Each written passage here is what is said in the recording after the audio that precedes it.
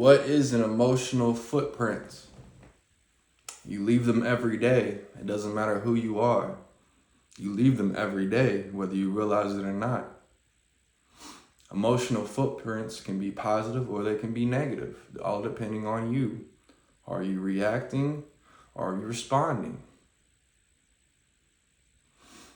Let me give an example of what an emotional footprint looks like. We all leave these.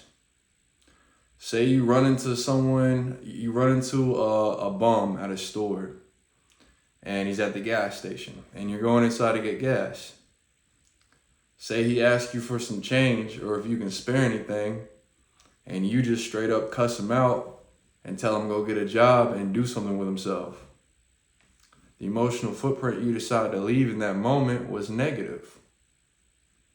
Now when you leave the store and you go on about your life, not only did you get used to interacting in a negative way, responding in a negative way, you have now left a negative impression on this guy, this person, guy or girl, whoever the made up homeless person is. But they get that emotional footprint left on them, and now they wake up the next day knowing that some people are just gonna try to rip their throats out the second they ask for help. Your emotional footprint is very important here because you are always leaving those behind, whether you realize it or not. Every interaction, everything that you're involved with when it comes to you and other people, you are leaving a footprint. The waitress, the clerk, you are constantly leaving an emotional footprint. And you want to leave some positive ones because this world is already pretty rough as it is. We don't need to make it harder on each other. Some of these people that are homeless were actually veterans. It's very common for the veterans to get mental issues after they come back fighting for you and me and just get tossed to the side. You never know what someone else's life has looked like. And you never know how much your kindness goes, how far that can go for someone.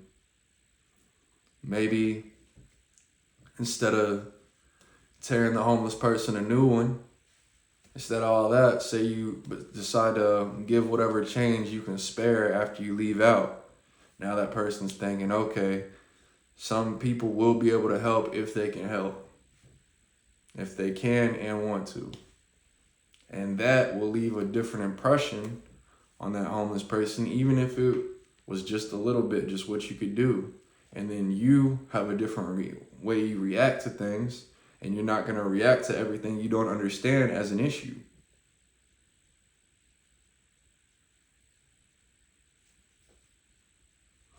Your emotional footprint can be anything. You leave this with family members, with friends, everyone. Everyone that you interact with, that's another soul being, even animals, even trees, even grass. You go outside and you just kick your tree every day because you're mad. And that's the emotional footprint you're leaving physically on that tree, but we're talking emotionally.